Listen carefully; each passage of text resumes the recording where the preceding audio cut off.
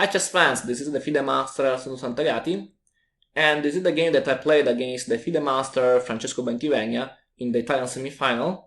In this game I was white and I played d4, he played e6, and after that e4, d5. So we are in a French defense. I played knight c3, knight f6, bishop g5, so the classical variation, and he played bishop e7. In this game, my idea was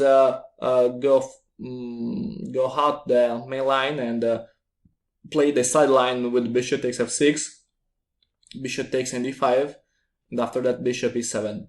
In this kind of position, white takes space on the king side, and the white idea should be make pressure on this side and try to attack in this side. To have a good attack, you need weaknesses in the enemy line and in the enemy position, and at the same time try to open a new line to attack. And for this reason I played queen g4, because in this way I can make pressure against g7, and if he will push the pawn, there are two holes on f6 and h6. After queen g4, I think the main move, the best move for black is castle. The idea about this move is that if black play well, can defend his king on the king side, also thanks to the push f5 in the future, and the black position is fine. But black didn't play it, and my opponent played g6, and this is a little mistake, because after that he weakens his king side, and this is good for me. How I said before, when you have the idea to attack, you need weaknesses in the enemy side, and at the same time you need to open your line. For this reason I played h4 with the idea to open the h file, because after h4 I can play h5, and this can help me to open the h file. So this was my idea, and to avoid that he played h5. Okay, in this case he can avoid that, but at the same time he weakens his king side, because now there is the pawn h don't defend the pawn g, so this can help you in the future for the attack. And I played queen g3. He played c5, a logical choice to counterattack on the center and on the queen side, and I played d takes c5, knight c6, and now castle queen side.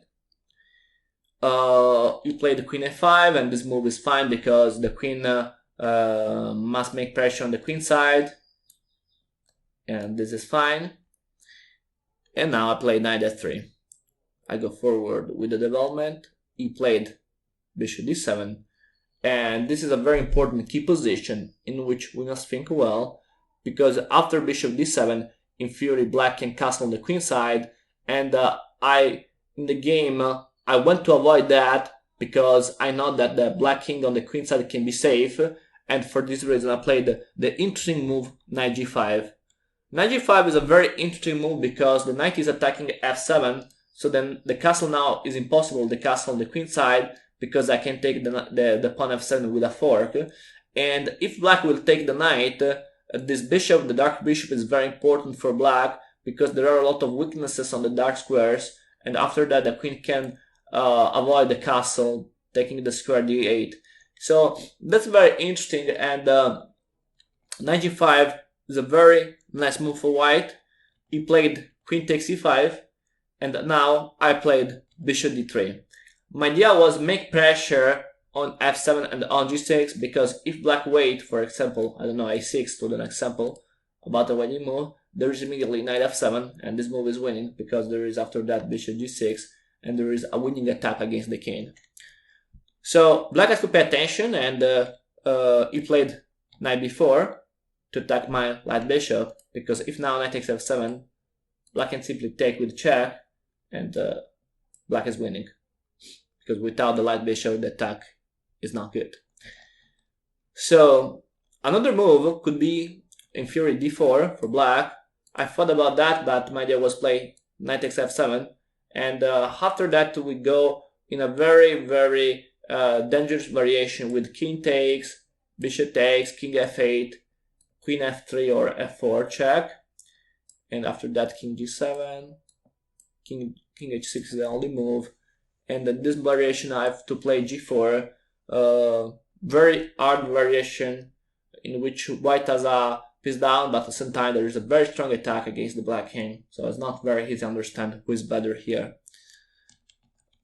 But he didn't play it, and he played knight b4, and I played queen f4 with a simple idea to attack f7. He played the castle kingside. And like the castle is very dangerous here because black has a lot of weaknesses on the king side. And I played immediately g4 to attack immediately. He played f6. I like this move because he weakens again his structure on the king side, and I played knight back on h3.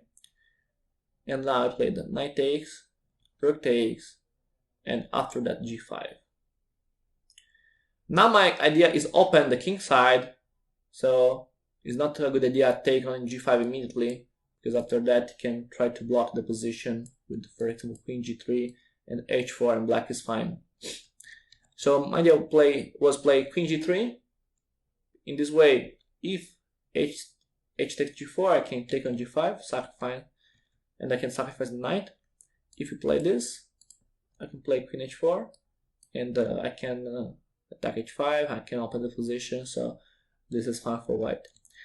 After queen g3, played h takes g4, and I played h takes g5, because he will take, if he takes the knight, I can play queen here, and there is mate.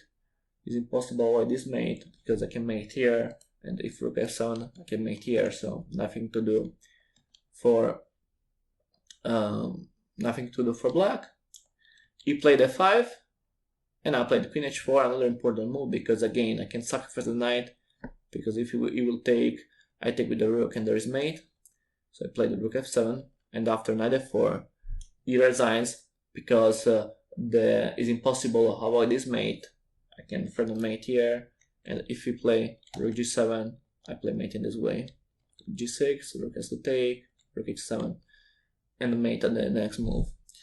So that's very interesting, a very interesting game in which I played a very nice attack. Remember that when you start an attack, it's important weaken the enemy position, so play also moves that can help you to weaken, to open new line, are very important to attack. Thank you for the attention. If you have questions, feel free to comment below, and see you for the next video. Bye!